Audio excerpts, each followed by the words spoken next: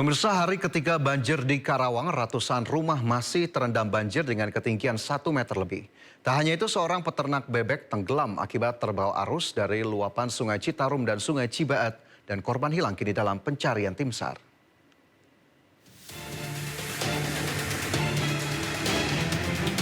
Seorang peternak bebek tenggelam akibat terbawa arus dari luapan Sungai Citarum dan Sungai Cibeet.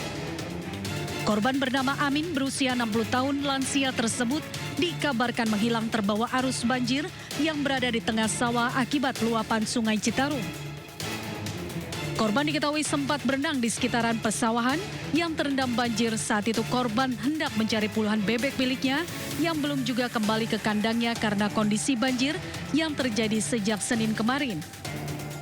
Namun hingga Rabu siang korban tak kunjung kembali setelah terbawa arus banjir. Sementara motor korban masih terparkir di lokasi. Di sekitar pukul 7 pagi akan mencari ternak peliharaannya bebek yang hilang 40 ekor sejak kemarin. Jadi mengarahnya ke jalur yang masih digenangi air.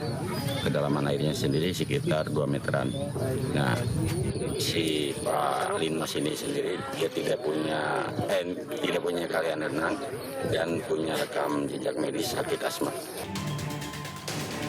Tim SAR gabungan dari BPBD, Tagana, Polri, dan TNI, serta KRI unsur relawan SAR berupaya mencari korban dengan menyisir lokasi pesawahan dengan menggunakan perahu karet.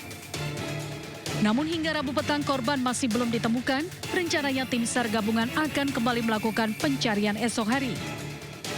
Sementara itu kondisi banjir di 2 dusun air masih setinggi 1 meter lebih. Tercatat rumah warga yang masih terendam sekitar 118 rumah dan 450 jiwa. Sedangkan di Dusun Pangasinan masih ada 265 rumah dan yang terdampak ada 1.100 jiwa. Dari Karawang, Jawa Barat, Rudi Setiawan, iNews melaporkan.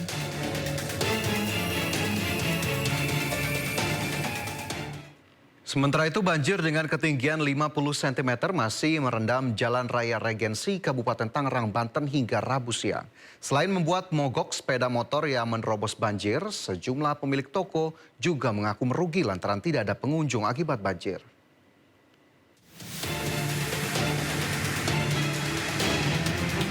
Banjir dengan ketinggian 50 cm masih merendam Jalan Raya Regensi Kecamatan Pasar Kemis, Kabupaten Tangerang, Banten. Banjir menyebabkan jalan penghubung Kabupaten Tangerang dengan Kota Tangerang terputus. Tingginya genangan banjir membuat kendaraan roda 2 maupun roda 4 yang melintas terpaksa harus memperlambat laju kendaraannya. Bahkan beberapa sepeda motor yang nekat menerobos banjir mengalami mati mesin. Abang sini sering Pak banjir Pak jalannya? Sering banget, tiap tahun. Emang ketinggian air berapa Pak? Ya sekitar 50 misalnya ada. Apa dari mana mau kemana? Dari total mau ke Permata. Gimana Pak? Terganggu nggak sih dengan? Terganggu banget. Oh, ini terlalu dalam Pak, di dalam. Tadi karena saya di depannya mobil, jadi saya nggak bisa terlalu kencang karena banyak mobil juga. Selain merendam jalan, banjir juga merendam puluhan toko yang berada di Jalan Raya Regensi. Mereka mengaku merugi lantaran tidak ada pengunjung akibat banjir. Ya sebagai saya pedagangnya keganggu lah begini, yang nggak bisa istilahnya buat orang mau beli aksesnya susah kan ya lewatnya ini. Takut mau ke sini banjir gitu kan, jadi ya keganggu, yang makanya sebelah juga pada yang tutup. Dia buka katanya percuma lah, nggak ada pelanggan yang mau ini, istilahnya mau jajan apa mau ini. Warga berharap pemerintah Kabupaten Tangerang dapat segera mencari solusi dan melakukan normalisasi Sungai Cirarap serta memasang tanggul agar banjir tidak kembali terjadi. Dari Kabupaten Tangerang, Banten, Aimarani, iNews melaporkan. Banjir yang merendam ratusan rumah warga di perumahan Ciledug Indah 1 dan 2 sudah mulai surut. Warga setempat yang menjadi korban banjir mendesak pemerintah pusat untuk segera menormalisasi anak kali Angke yang menjadi pemicu banjir.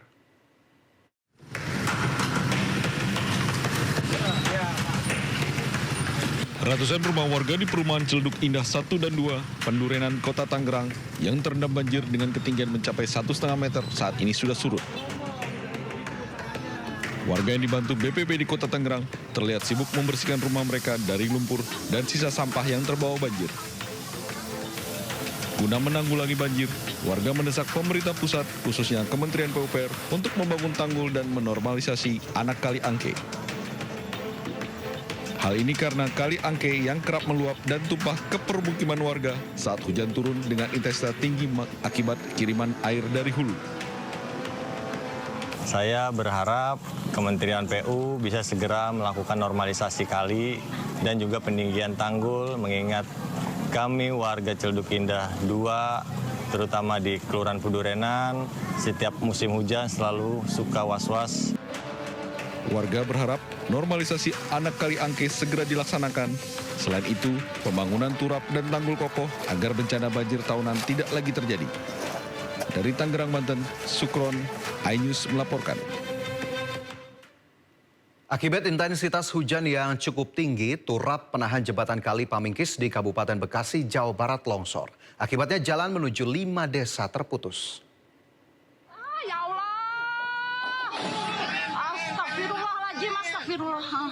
Inilah detik-detik longsornya turap penahan jembatan Kali Cipamingkis, Desa Ridogalih, Kecamatan Cibarusah, Kabupaten Bekasi, Jawa Barat. Akibat peristiwa ini sejumlah warga kecewa karena jembatan Cipamingkis merupakan akses jalan penghubung dari 3 desa, yaitu Desa Sirnajati, Desa Ridomanah, dan Desa Ridogali, Kecamatan Cibarusah. Warga terpaksa harus memutar arah untuk dapat melintas ke wilayah Kabupaten Bekasi maupun ke wilayah Kabupaten Karawang.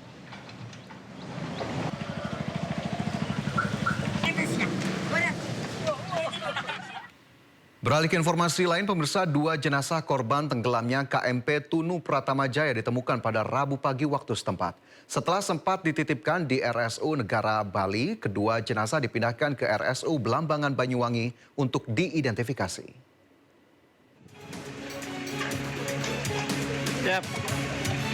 Dengan menggunakan 2 ambulans, kedua jenazah yang ditemukan tadi pagi di Pantai Pebuahan Desa Banyu Biru, Jemberana, Bali dikirim ke RSUD Belambangan.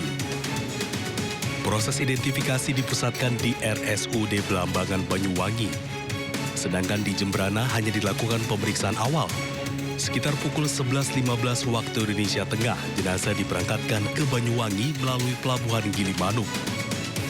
Sebelumnya, kedua jenazah tersebut ditemukan nelayan mengambang di Pantai Pebuahan sekitar 2 km dari pantai. 2 korban yang kita temukan ini akan kita serahkan kepada Rumah Sakit Belambangan karena semua peratu lengkap ada di sana, dan kita laporkan juga kepada posko utama yang ada di Banyuwangi demikian. Hari ini juga? Siap hari ini, semua berkas-berkas sudah disiapkan oleh DPI dan evakuasi 2 ambulan dan dikawal oleh kepolisian ya. Dengan ditemukannya 2 jenazah tersebut, hingga saat ini sudah 42 penumpang KMP Tunu Pratama Jaya ditemukan, di mana 30 orang ditemukan selamat, 12 orang meninggal dunia. Dari Jemberana, Bali, Inyoman Sudika, iNews melaporkan. Operasi pencarian korban tenggelamnya KMP Tunu Pratama Jaya di Selat Bali resmi diperpanjang selama 3 hari. Keputusan ini diambil dengan pertimbangan kemanusiaan berdasar dari hasil evaluasi dengan masih ditemukannya sejumlah korban. Sesuai ketentuan undang-undang, operasi SAR dilakukan selama 7 hari dan seharusnya berakhir hari Selasa 8 Juli 2025. Namun melihat kondisi di lapangan, masa pencarian akhirnya diperpanjang. Sebagai informasi, di hari pertama perpanjangan ini 2 jenazah laki-laki kembali ditemukan di perairan Pebuahan Desa Banyu Biru, Jemberana hari Rabu, yang kemudian dikirim ke RSU Belambangan Banyuwangi untuk diidentifikasi. Dengan perpanjangan masa pencarian ini diharapkan dapat menemukan lebih banyak korban tenggelam KMP Tunu Pratama Jaya.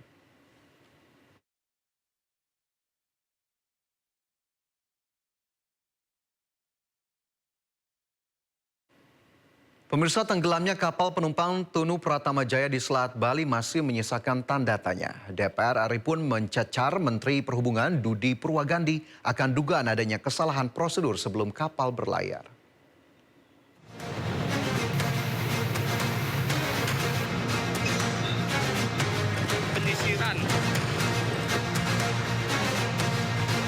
Pencarian jenazah korban kapal tenggelam di Selat Bali hingga kini masih terus dilakukan. Petugas gabungan SAR menyisir perairan Tanjung Anjir, Semburangan, Muncar, Banyuwangi, Jawa Timur. Izin pimpinan proses evakuasi tim SAR gabungan Basarnas Potensi beserta Polres. Tim SAR gabungan kembali menemukan 2 jenazah yang diduga korban tenggelamnya KMP Tunu Pratama Jaya di perairan Selat Bali. Kedua korban berjenis kelamin laki-laki dan langsung dibawa ke kamar jenazah Rumah Sakit Umum Blambangan, Banyuwangi.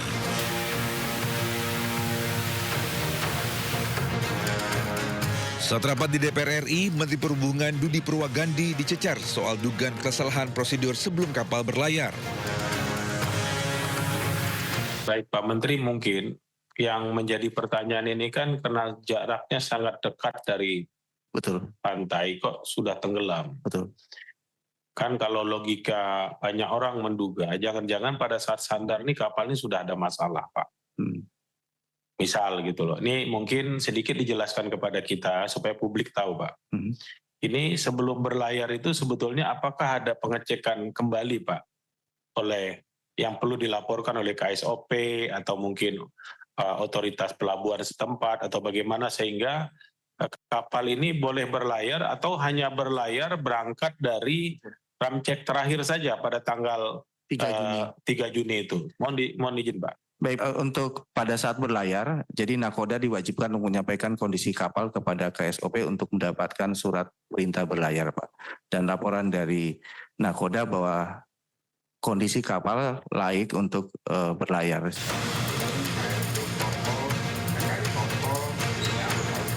Kini tim SAR tak hanya mencari korban yang masih hilang.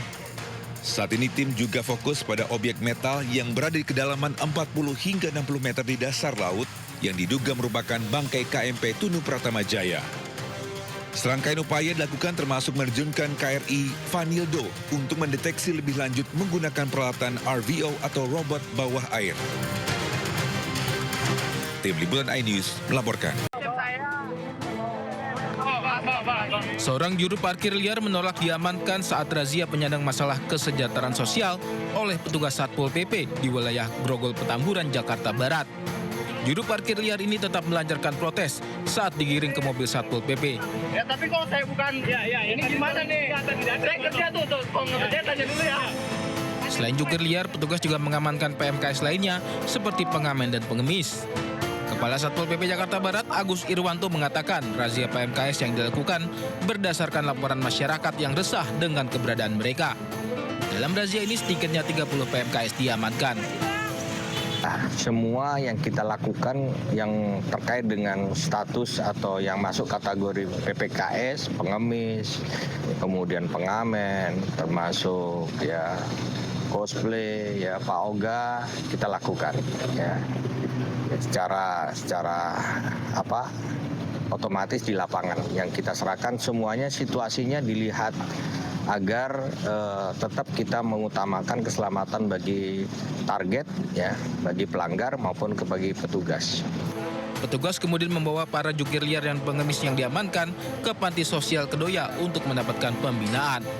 Dari Jakarta, Miftahul Gani, iNews melaporkan.